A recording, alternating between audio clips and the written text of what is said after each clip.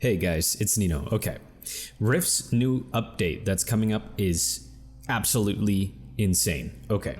Stay with me. We're going to go quick. I don't have a whole lot of time, but I think I'm starting to get a good enough idea about just what on earth this is that I can present to you just why right now in its current implementation it's completely fucked. Okay. The idea is pretty cool. Okay? There's going to be a new eight new factions, right? Relating to each of the elements as well as an overall one, which is the Shields of Telara. Cool. Each one of these is going to have a new meta quest that's going to, it's basically a new daily that has 4 little dailies inside of it that you do to complete to get new gear, as well as various other goodies. Okay, how good is this gear? This gear is probably going to be best in slot. Here's the problem. It's absolutely, completely insane in both its implementation and how you are going to get it. All right, so let's go over this first. Daily. The quest asks you to do 6 zone events related to that element. That means if I have, for example, the fire daily, I need to do 6 fire daily zone events. I need to do 30 fire rifts, and then there's going to be another quest that is to be determined. That is insane. Firstly, that needs to be lowered way down. There's no way on earth that I'm going to be able to complete 30 daily quests and participate in 6 zone events of, for example, that element in a single day. There's no way. I'm never going to be able to get that done. Okay, so those reward 250 marks of that element per quest per day. Okay, so roughly we're thinking 750 or 1,000 marks, right? It's unclear right now which one because it's not fully implemented, but I took into account both situations, okay? 750 or 1,000 marks per day of that element, as well as prismatic marks, which are a sort of step above currency that's used throughout all pieces of gear, right? You only get 10 of those every time you complete the meta quest, which I'm assuming is once per day. Okay, 10 per day. All right, let's look, for example, at the gloves. Gloves are a great first example, okay? You buy them, 250 marks, cool, not bad, right? Okay, let's upgrade them. Rifts, marks, rifts, marks, rifts, marks, rift marks. So many upgrades. We get all the way to XV. Okay, there's like 25 levels per piece of gear, and there's like 15 new pieces of gear, right? So I've condensed it down to 2 upgrades. There is the upgrade from base to XV, which is sort of a big mile marker, and then XV to the end, right? At XV, you are presented with 3 choices typically per gear. Stay with me. Okay. So there's the base choice, which usually has a different stat allocation. You have a middle choice, which requires an XV of another piece of gear. We're unfolding now into something crazy that offers more death resist, but also, if you'll notice, synergy crystal combinations. Those are changing between each one. And then we also have a third upgrade, which has separate stats as well as 4 completely separate synergy crystals that it ties to. Okay, so this glove to upgrade is asking me for a XV chest, right? And an XV cape, depending on which one. Okay, let's say we're going down the cape. We continue on, more marks, things until the very end, which is the max upgrade, which is a red tier, which looks very nice, by the way. Let's quickly just go all the way back through here to that. All the way just so I can show it. Dang it. This is the problem with a million upgrades.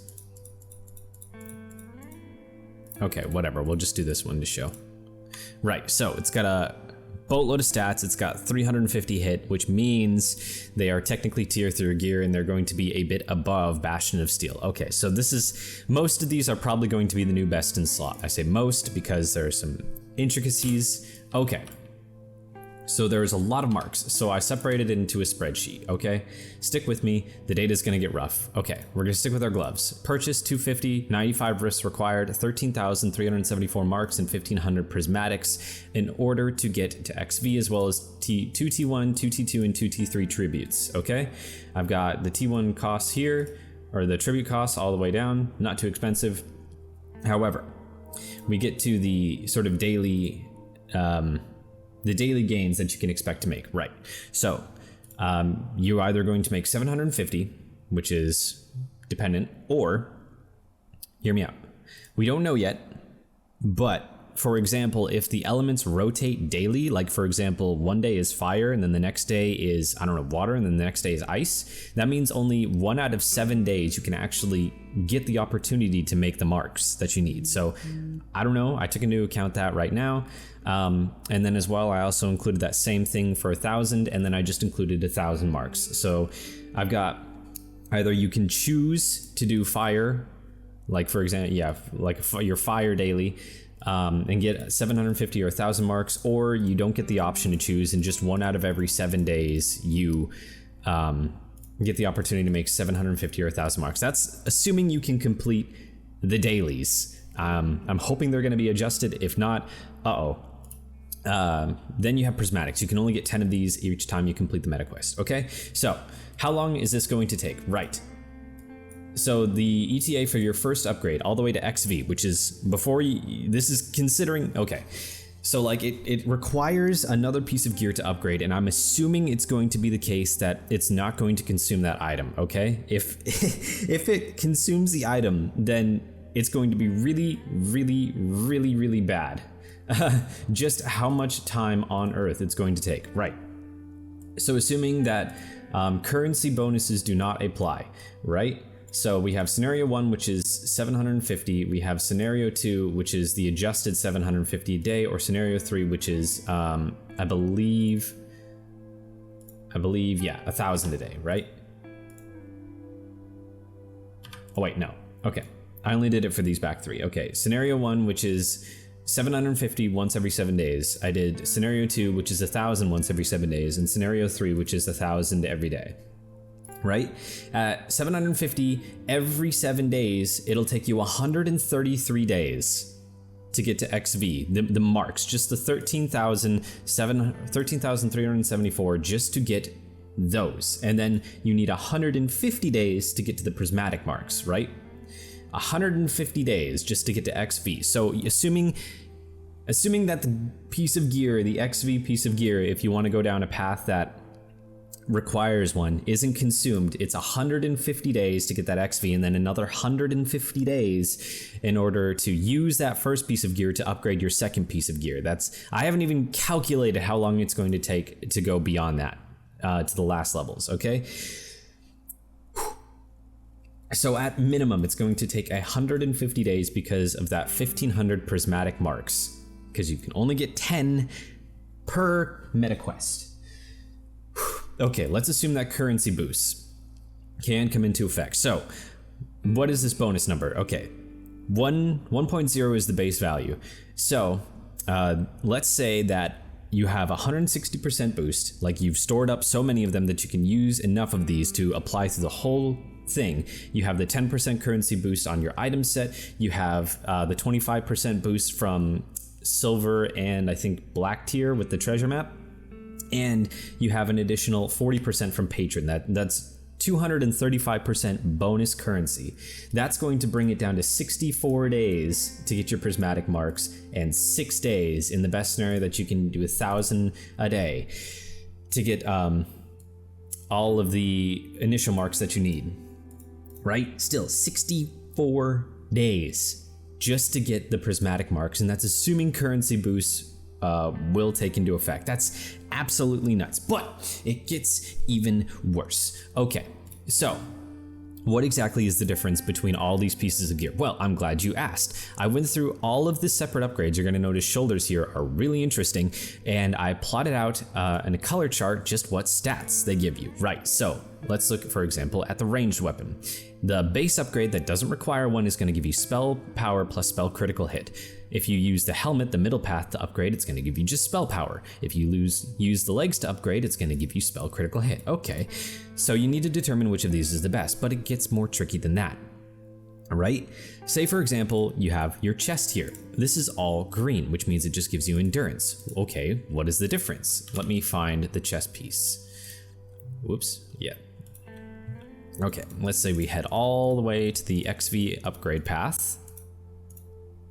Right, so we have 1472 end, we have 1667N plus resists, or we have 1255N. Okay, wouldn't you choose the middle one because it's the best? Well, you need to match your synergy crystals because, as you can see, in order to get the bonuses from the synergy crystals, if you want them, you need 6 items, which means you need to match 6 element pairings. So you need to decide, okay, am I going down the life path? Am I going down the steam path? Am I going down the death path? You know, which sort of one am I doing here?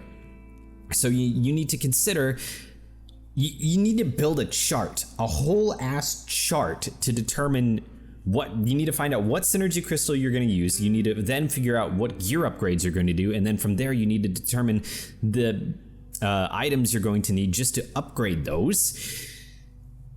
And then on top of that, you don't even know if those are going to be the best stat optimizations. For example, if you know, you're using the hybrid anima crystal here, or let's say the hybrid solemn crystal for the middle tier, and that's best in slot for you, but this one over here is the hybrid Moors, and there's different stat pairings, and this one has, I believe, higher intelligence, a higher tertiary stat. Is that better for you? Well, it all depends on your synergy crystal. So you technically cannot optimize.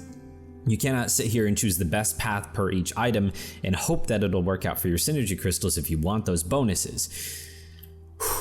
Okay. And the synergy crystals, they get even crazier, but we'll stick to gear for another second here.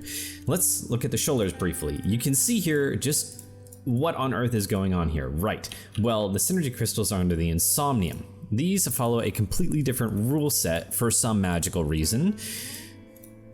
If we go all the way to XV, you can see it's 3 separate ones, right? But none of them have gear upgrades. That's because each one inside of it has 2 separate gear upgrades inside, right?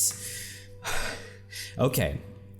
The left path, the left of the left path is spell power plus endurance. The middle left path is endurance, and the middle right path is crit power. And the right left path is endurance, and the right path is spell critical hit. So you obviously probably want to go crit power, but in order to find just this, in order to figure out just this, it's mind bending. Like, you can't go back. If you make a decision, you cannot go back in this. There's no sort of, hey, I made a mistake, I want to change what element combination. You can't do that, right? As soon as you're set into a path, you're donezo. There's no going back. All the hundreds of hours, the many days that you put into this, you cannot get back. You have to stick with that path.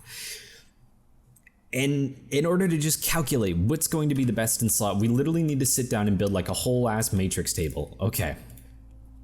Last part, because I'm running out of time here. Synergy crystals. What are the benefits? Well, look at all of these synergy crystals. All of these. Oh my god, there's so many. And like, you need to pick out which one's the best. So this one gives, you know, main stat, endurance, guard. Well, this one gives 2 separate main stat and as well as base healing. Okay, so this one is a guard. Okay, that's tanking. Okay, attack, spell power, endurance, but guard as well. What? Okay. Strength, resistances, mana by 1,000. Okay. Crit power, aggro generation by 35%. What does crit power have to do with tanking? Attack power, crit chance, base healing. Okay, that sounds like a pretty good healing one. Crit power, crit chance, your attack critical hits. Okay, this looks like a really good sort of DPS one. Okay, so you gotta build your entire set around the Exalted Flume Crystal. So you need 3 pieces of gear that meet that, which means you have to follow the path to get there in the gear, which may not always be best in slot in terms of stats. This is absolutely mind-numbing. Okay, deep breath. How can we fix this? This needs to be simplified a lot. The synergy crystal situation needs to be reduced to maybe like 2 or 3 separate synergy crystals. The dailies need to be adjusted to be way more accessible to get. The marks requirements needs to change, especially the prismatic, because look at just how many days it's going to take just for one set of gear. Just for the first XV, the first 15 levels, it's going to take 64 days. And then this stat optimization here, this stat choices, it's a great idea in concept, you know, getting to completely customize, but it's implemented in such a convoluted and confusing way that it needs to be changed. Like this can't go in as it is. The idea is cool, you know, getting onto do dailies to build out the lore of the factions and, you know, these incredible pieces of gear that you work on months for, right? That makes sense, but we can't be having this sort of gear requirement for these and these million different stat optimization. Nobody's going to do this.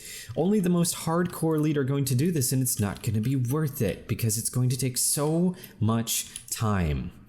And that's not even talking about the reputation, which is another 90,000 rep. Okay, this has been a rant.